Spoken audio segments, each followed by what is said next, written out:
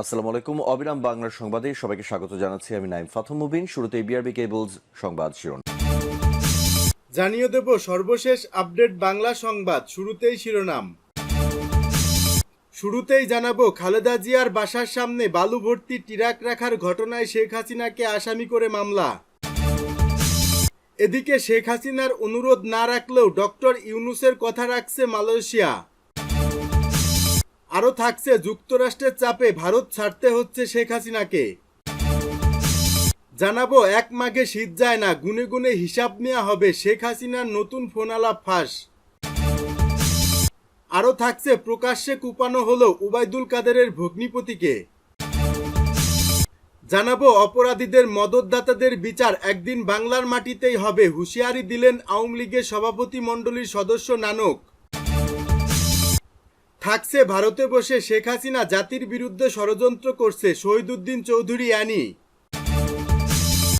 এবং সর্বশেষ জানাবো, কে হবেন আগামী নির্বাচনে বিরোধী দল। প্রিয় দর্শক, পুরো রিপোর্টটি উপস্থাপন করছি, ভিডিওটি না টেনে দেখতে থাকুন। এতক্ষণ শুনছিলেন সংবাদ শিরোনাম, এখন থাকছে বিস্তারিত। খালেদা জিয়ার বাসার সামনে বালু ভর্তি ট্রাক রাখার ঘটনায় শেখ হাসিনাকে আসামি করে মামলা। সাবেক প্রধানমন্ত্রী ও বিএনপি চেয়ারপারসন খালেদা জিয়ার বাসার সামনে বালু ভর্তি ট্রাক রেখে কাজে বাধা এবং হত্যা চেষ্টার অভিযোগে মামলা দায়ের করা হয়েছে। মামলায় সাবেক প্রধানমন্ত্রী শেখ হাসিনা সহ ১১৩ জনকে আসামি করা হয়েছে। জাতীয়বাদী কৃষক দলের কেন্দ্রীয় কমিটির সদস্য শরীফুল ইসলাম শাওন বাদী হয়ে গুলশান থানায় মামলাটি দায়ের করেন। প্রসঙ্গত, ২০১৩ সালের ২৯ ডিসেম্বর তৎকালীন বিরোধী দলীয় নেতা খালেদা জিয়ার গুলশানের বাসা ফিরোজার সামনে বেশ কিছু বালি ভর্তি ট্রাক রেখে প্রতিবন্ধকতা তৈরি করা হয়। ওই দিন তিনি বিএনপি ঘোষিত মার্চ ফর ডেমোক্রেসি কর্মসূচিতে অংশ নিতে পারেননি। এদিকে বিএনপির অভিযোগ, দীর্ঘদিন সাবেক প্রধানমন্ত্রীর বাসার সামনে বালু ভর্তি ট্রাক রেখে তাকে গৃহবন্দী করে রাখা হয়েছিল। সাবেক প্রধানমন্ত্রী শেখ হাসিনার অনুরোধ না রাখলেও ডক্টর ইউনূসের কথা রাখছে মালয়েশিয়া। শেখ হাসিনা সরকারের অনুরোধ অগ্রাহ্য করলেও প্রধান উপদেষ্টা ডক্টর মোহাম্মদ ইউনূসের অনুরোধ রাখল মালয়েশিয়া। নির্ধারিত সময়ে দেশটিতে যেতে না পারায় ১৮,০০০ বাংলাদেশি কর্মীকে নিয়োগ দেবে। ঢাকা সফরে এসে মালয়েশিয়ার প্রধানমন্ত্রী আনোয়ার ইব্রাহিম তার পুরনো বন্ধু ডক্টর ইউনূসকে পাশে নিয়ে শুক্রবার হোটেল ইন্টারকন্টিনেন্টালে সংবাদ সম্মেলনে এ ঘোষণা দেন। সব প্রক্রিয়া সম্পূর্ণ করেও যেতে না পারায় ৭,০০০ বাংলাদেশি কর্মীকে নিয়োগ দেয়া হবে। এ সময় ডক্টর ইউনূস ওই সংখ্যা ১৮,০০০ বলে আনোয়ার ইব্রাহিমকে মনে করিয়ে দেন। তখন মালয়েশিয়ার প্রধানমন্ত্রী বলেন, প্রথম ধাপে ৭,০০০ জনের যাওয়ার উদ্যোগ দ্রুত নেওয়া হবে। সব সন্তোষজনক হলে বাকিদেরও ক্রমান্বয়ে নেওয়া হবে। প্রায় ৪ বছর বন্ধ থাকার পর ২০২২ সালের আগস্টে বাংলাদেশি কর্মীদের জন্য খোলে বহু আলোচিত মালয়েশিয়ার শ্রমবাজার। কর্মী পাঠানোর কাজ পেয়েছিল তৎকালীন ৪ এমপি মন্ত্রীর প্রতিষ্ঠান সহ মালয়েশিয়া সরকারের বাছাই করা ২৫ রিক্রুটিং এজেন্সি, যেগুলো সিন্ডিকেট নামে পরিচিত। পরে এতে যুক্ত হয় আরও ৭৫ এজেন্সি। মালয়েশিয়া যেতে বাংলাদেশ সরকার কর্মী প্রতি সর্বোচ্চ ব্যয় ৭৮,৯৯০ টাকা নির্ধারণ করলেও সিন্ডিকেট নিয়ন্ত্রক এবং এজেন্সিগুলো ৪.৫ থেকে ৭ লাখ টাকা পর্যন্ত নেয়। মার্কিন গবেষণা প্রতিষ্ঠানের তথ্য অনুযায়ী কর্মী প্রতি ব্যয় ছিল ৫,৪৪,০০০ টাকা। যুক্তরাষ্ট্রের চাপে ভারত ছাড়তে হচ্ছে শেখ হাসিনাকে।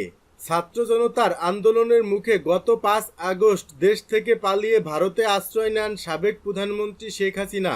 তিনি পশ্চিমা কয়েকটি দেশে আশ্রয় নেওয়ার চেষ্টা করলেও তারা তাকে নিতে রাজি হয়নি। এরপর বাধ্য হয়ে ভারতেই অবস্থান করছেন তিনি। ইতিমধ্যে তার লাল পাসপোর্ট বাতিল করেছে অন্তর্বর্তী সরকার। এ ধরনের পাসপোর্টধারীরা ভিসা ছাড়া ভারতে ৪৫ দিন বৈধভাবে থাকতে পারেন। তবে ২ মাস ধরে ভারতে অবস্থান করছেন শেখ হাসিনা। কূটনৈতিক পাসপোর্টে তার বৈধভাবে অবস্থানের মেয়াদও শেষ হয়ে গেছে।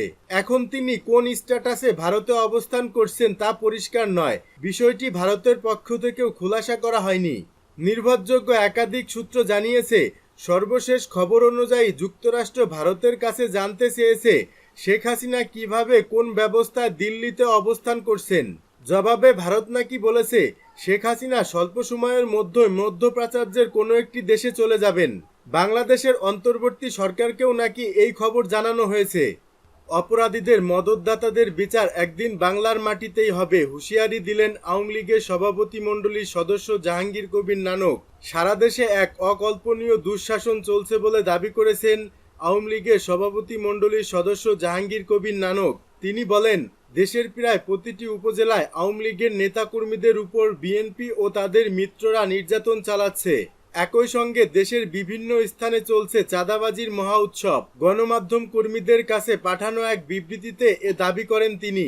15 বছরের কিশোর থেকে 90 বছরের বৃদ্ধ আওয়ামী লীগের কোনো নেতাকর্মী গ্রেপ্তার থেকে রেহাই পাচ্ছে না দাবি করে তিনি বলেন, দেশের বিভিন্ন স্থানে আওয়ামী লীগ, যুবলীগ, ছাত্রলীগের নেতাকর্মীদের হত্যা করা হচ্ছে।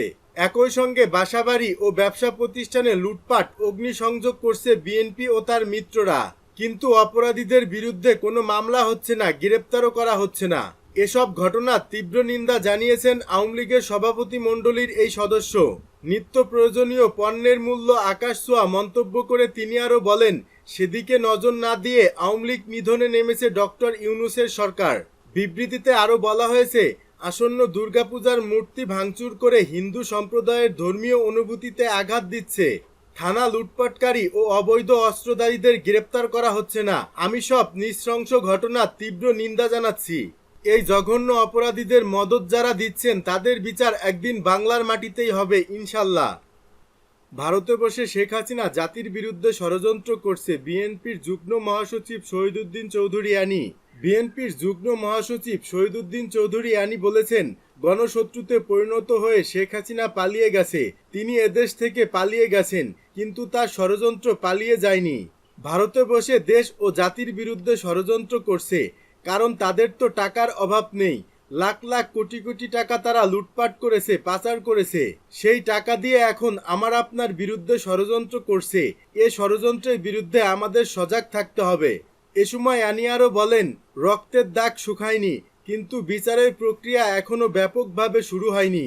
অবিলম্বে খুনিদের বিচার শুরু করতে হবে, কারণ এই খুনিদের বিচার না করলে সমাজ আঘাতপ্রাপ্ত হবে, এদেশ ক্ষতিগ্রস্ত হবে। তাদের বিচার করে জবাব দিতে হবে যে আমরা জনগণের জন্য আন্দোলন করেছি, জনরাই করেছি, আমরা দেশটা গড়তে চাই। তিনি বলেন, বিগত সময়ে আমাদের ব্যাপক আন্দোলন করতে হয়েছে। 15 থেকে 17 বছর আন্দোলন করেছি। আমাদের নেতাকর্মী ভাইয়েরা গুম, খুন, হামলার শিকার হয়েছেন। যারা এসব অন্যায় করেছে তারা সবাই গ্রেপ্তার হয়নি। তাদের বিরুদ্ধে মামলাও দিতে হবে, তাদের গ্রেপ্তারও করতে হবে। আমরা তাদের বিচারও দাবি করি। কে হবেন আগামী নির্বাচনে বিরোধী দল? আওয়ামী লীগ সরকারের পতনের পর রাজনৈতিক লাইমলাইটে চলে এসেছে বাংলাদেশ জাতীয়বাদী দল বিএনপি।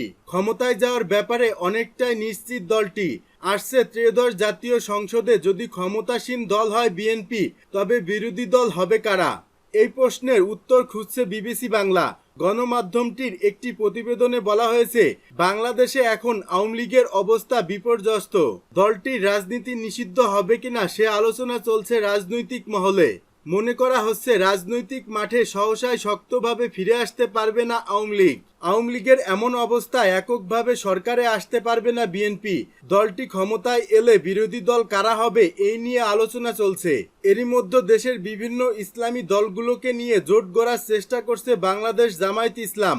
তবে কি ইসলামী দলগুলোই বিরোধী জোট হবে? এ বিষয়ে জামায়াতের মুখপাত্র মতিউর রহমান আকন্দ বলেছেন, আমরা কখনো বিরোধী দলে বসবো এই চিন্তা করি না, বরং আমরা মনে করি জনগণ আমাদেরকে ভোট দিয়ে পার্লামেন্টে এমন সংখ্যক আসন দেবেন যে আসনের মাধ্যমে আমরা সরকার গঠনের পর্যায়ে যাব ইনশাল্লাহ। ইসলামী দলগুলোর মধ্যে নানা বিরোধ থাকলেও জোট গড়ার বিষয়ে প্রায় সবাই একমত।